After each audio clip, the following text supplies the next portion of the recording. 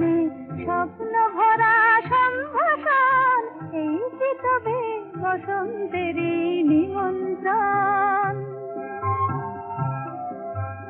দক্ষিণ হাওয়া এলোই বন্ধু হয়ে, তাই কি আজ কণ্ঠ আমার জড়িয়ে ধরে জানায় শুধু আলিঙ্গন।